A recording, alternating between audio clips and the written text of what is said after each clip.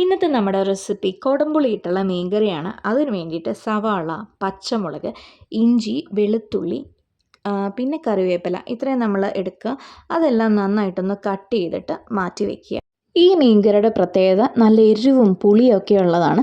കുറേ ദിവസം ചൂടാക്കി വെച്ചാൽ നമുക്ക് ഉപയോഗിക്കാൻ പറ്റും, ചീത്തയാകത്തില്ല പെട്ടെന്നൊന്നും. മീൻകറിയുടെ ഹൈലൈറ്റ് ആയിട്ട് 3-4 അല്ലി കുടംപുളി വെള്ളത്തിലിട്ട് വെക്കുക.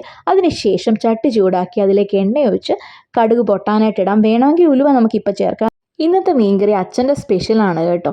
കടുക് പൊട്ടിയതിന് ശേഷം നമ്മൾ അരിഞ്ഞു വെച്ച സവാള, പച്ചമുളക്, ഇഞ്ചി, വെളുത്തുള്ളി, കറിവേപ്പില എല്ലാം കൂടി നമ്മൾ ചട്ടിയിലേക്ക് ചേർക്കുക. അത് നന്നായിട്ടൊന്ന് വഴറ്റാം. വേണമെങ്കിൽ നമ്മൾ കുറച്ച് ഉപ്പ് ഇപ്പം ചേർത്ത് പെട്ടെന്ന് വഴന്ന് കിട്ടുന്നതായിരിക്കും. അത് നന്നായിട്ടൊന്ന് വഴറ്റിയെടുക്കുക കേട്ടോ. അച്ഛൻ അടുക്കളയിൽ കയറി കഴിഞ്ഞാൽ മെഷറിംഗ് കപ്പൊന്നുമില്ല, എല്ലാം ഒരു എക്സ്പീരിയൻസ് ആണെന്നാണ് പറയുന്നത്. പിന്നെ അതിലേക്ക് കുറച്ച് മഞ്ഞൾപ്പൊടി, ഉലുവ, മല്ലിപ്പൊടി, മുളക് പൊടി എല്ലാം കൂടി ഒന്ന് ചേർത്തിട്ട് നന്നായിട്ടൊന്ന് വഴറ്റി മിക്സ് ചെയ്തെടുക്കാം. നന്നായിട്ടൊന്ന് മൂക്കുന്ന നല്ല മണം വരും. നേരത്തെ ഞങ്ങളുടെ അമ്മയുടെ ലോകമായിരുന്നു ഈ അടുക്കള. അമ്മ പോയതിന് ശേഷം അച്ഛനും ഞങ്ങളെല്ലാവരും കൂടി ആ സ്ഥാനം അങ്ങ് ഏറ്റെടുത്തു. നന്നായിട്ടൊന്ന് മൂത്തതിന് ശേഷം കുറച്ച് വെള്ളം ഒഴിക്കുക.